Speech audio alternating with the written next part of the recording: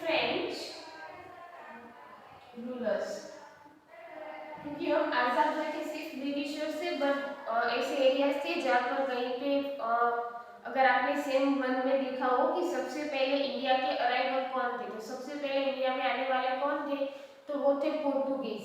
But अगर आपने उसमें देखा हो कि पोर्टुगीज ने बहुत सारे प्लेसेस पे, श्रीलंका या फिर इंडिया का मुंबई पोर्ट, तो ये जो प्लेसेस थे वहाँ पे उसका कंट्रोल था। लेकिन जब उसकी लड़ाई हुई थी बंगाल में, तब शाहजहां ने उसके जो फोर्ट्स थे उसको तोड़ दिया था, एंड वहां पे एक लाइन लिखी थी कि एंड में पोर्टुगीज का जो रूल था वो तीन ही प्लेसेस पे था, वो था Goa, Diu and Daman. But वो एंड तक उन लोगों ने गोवा, दीव एंड दमन पर रूल किया था। जबकि दूसरी ओर ब्रिटिशर एंड फ्रेंच दोनों काफी स्ट्रॉन्ग थे, बट ब्रिटिशर्स स्ट्रॉन्ग थे, बट धीरे धीरे उनका कंट्रोल बढ़ता गया। जबकि फ्रेंच इतने एग्जिस्टेंस में नहीं आए, बट कुछ ऐसे प्लेसेस थे जैसे कि अगर आप देखो कि कराईकल मतलब कि केरला, देन सॉरी तमिलनाडु, फिर उसके बाद केरला, आंध्र प्रदेश, ये सारे प्लेसेस पे हमने देखा था कि फ्रेंच रूल वहाँ पे था। बट मीटिंग एंड डिबेट, जो नेगोशिएशन डिस्कशन करने के बाद वो लोग मतलब हमारी जो बातें थी वो उन लोगों ने समझकर 31 अक्टूबर 1954 को उन लोगों ने ये जो प्लेसेस थे कराईकल के, तमिलनाडु, केरला, आंध्र प्रदेश, ये सारे जो प्लेसेस थे उन्होंने इंडिया को वापस दे दिए थे। बट प्रॉब्लम कहाँ पे शुरू हुई, जब इंडिया के जो प्लेसेस थे गोवा, दीव, दमन, जहाँ पे रूल था पोर्टुगीज का, क्योंकि फ्रेंच नेगोशिएशन मीटिंग से मान चुके थे, बट ये पोर्टुगीज जो थे, देखो उसने वर्ड लिखा है एडमेनेंट, मतलब कि काफी जिद्दी थे। पोर्टुगीज में more adamant than the French, French से वो ज्यादा जिद्दी थे, वो इतनी आसानी से जो तीन प्लेसेस उनके पास थे वो छोड़ने वालों में से नहीं थे। For them Goa was the symbol of Prestige, उनके लिए गोवा जो है वो प्रेस्टीज का एक सिंबल है। एंड उस वक्त गोवा काफी प्रॉस्पेरियस भी था, क्योंकि गोवा, दीव एंड दमन ये तीनों जो थे उसका यूज एज ए पोर्ट होता था, जहाँ से इंपोर्ट एंड एक्सपोर्ट करना काफी इजी था। All negotiation talk to seek these colonies to India failed. उनके साथ जितनी भी बातें की कि आप इंडिया की कॉलोनीज, इंडिया की जो सिटी है वो वापस ले दो, या फिर जो नेगोशिएशन मीटिंग, वो सारे फेल हुए। On other hand, the movement of integrate Goa into the Indian Union become more intense and violent.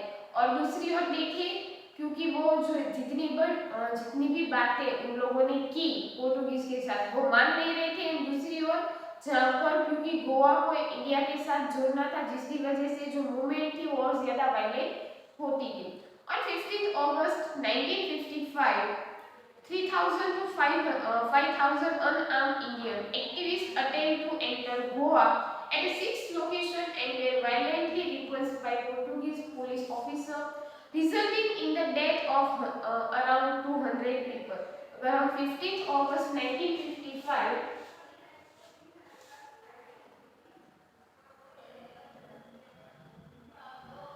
Goa, Diu, दमन की बात करें तो पहले तो डिबेट से या फिर नेगोशिएशन से उन लोगों ने हमारी बातें नहीं सुनी थी, इट मींस कि वो गोवा, दीव, दमन को देने वाले नहीं थे। सो 15 अगस्त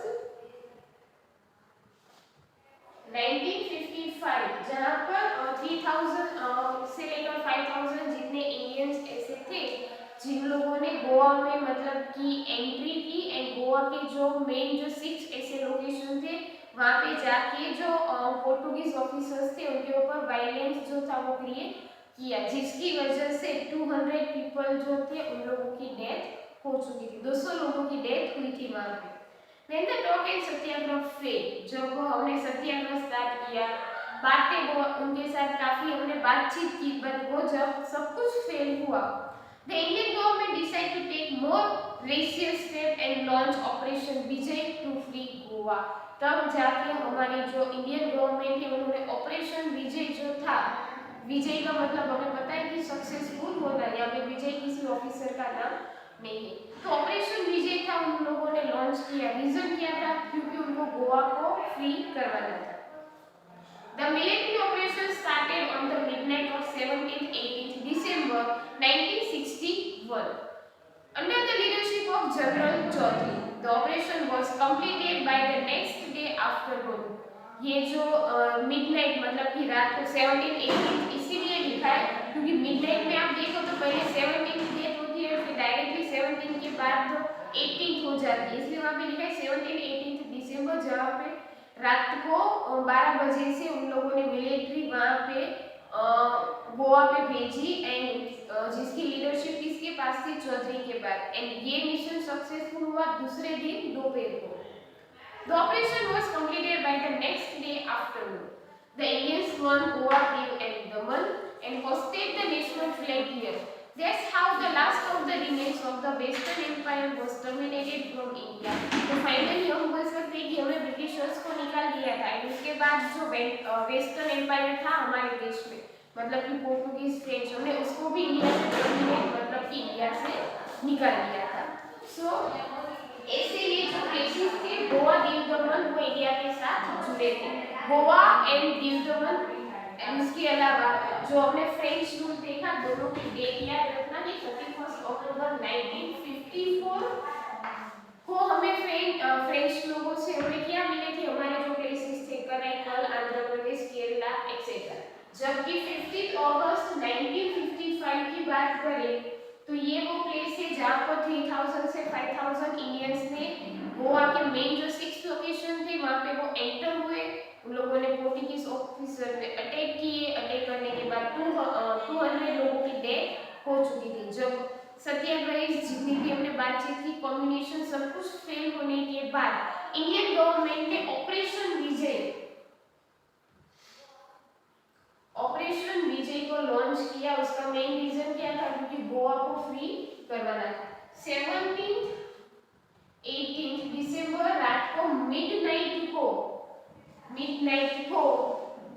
ये जो आर्मी थी उन लोगों ने वहां पे भेजी एंड दूसरे दिन दोपहर को मतलब कि नेक्स्ट डे आफ्टरनून ये जो मिशन था हमारा सक्सेसफुल हुआ था and finally Goa Diu Daman India को मिल चुका था। एंड जो लास्ट जो रूलर थे हमारे वेस्टर्न एम्पायर के, पहले जो थे वो ब्रिटिश एम्पायर थे, तो ये जो वेस्टर्न एम्पायर था उसको भी हमने इंडिया से टर्मिनेट कर दिया, मतलब कि इंडिया से निकाल दिया था।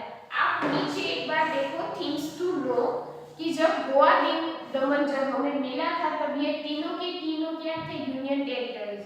बट जब 1987 के बाद ये जो गोवा जो प्लेस है उसको स्टेट में डिक्लेयर कर दिया। इट मींस कि दीव एंड दमन आज भी यूनियन टेरिटरीज है, बट गोवा है वो अभी यूनियन टेरिटरीज में नहीं माना जाता, वो अभी स्टेट डिक्लेयर हो चुका है।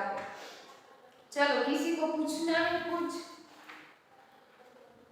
फ्रेंच एंड पोर्टुगीज से बहुत सारे प्लेसेस लेने के बाद जो प्लेसेस थे कुछ को हमने स्टेट में डिक्लेयर कर दिया है, कुछ ऐसे प्लेसेस थे जो अभी भी स्टेट में डिक्लेयर नहीं हुए, उसमें से दीव एंड दमन उसमें से एक थे जो स्टेट में डिक्लेयर नहीं हुए थे, वो अभी भी क्या थे, यूनियन टेरिटरीज। इसके अलावा अगर दीव एंड दमन के अलावा बहुत सारे हमारे पास प्लेसेस है जो कि यूनियन टेरिटरीज में माने जाते हैं। फॉर एग्जांपल की दादरा नगर हवेली की बात करो या फिर आप लेह लद्दाख की बात करो जो हमें अभी रिसेंटली मिले हैं, तो ऐसे जो प्लेसेस है उसके नाम आपको मालूम होने चाहिए। अगर आपको इस टॉपिक में अभी डाउट हो तो आप पूछ सकते हो।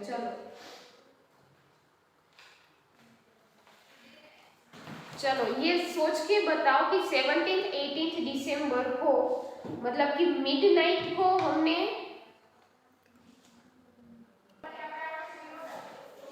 चलो बुक में देखो relation between India and Pakistan. The relation between India and Pakistan has always been bitter since the independence. एक कड़वाहट हो चुकी थी आजादी के बाद। The dispute over the marking of boundaries was never resolved, which has led to the constant infiltration across the border in India। अगर आप बात करो कि जो बाउंड्रीज की जो लड़ाई थी, सरहद के ऊपर की जो लड़ाई थी, वो कांस्टेंट ऐसे एक भी फिर ऐसा टाइम नहीं हुआ कि उस लड़ाई में कभी सॉल्यूशन हुआ नहीं। कंटिन्यूस उसमें लड़ाई, दंगे फसाद या फिर छुप के अटैक करना, बम अटैक करना, न्यूक्लियर का यूज करना, तो ये जो कांस्टेंट जो लड़ाई थी वो फिर होती रही। The Kashmir issue has added fuel to the fire already independence के बाद एक कड़वाहट थी, डिस्प्यूट होते रहते थे। एंड कश्मीर, जहाँ पे कश्मीर एक ऐसा टॉपिक था जिन्होंने इस जो छोटी सी आग थी, चिंगारी थी, उसको मतलब कि और ज्यादा जला दिया।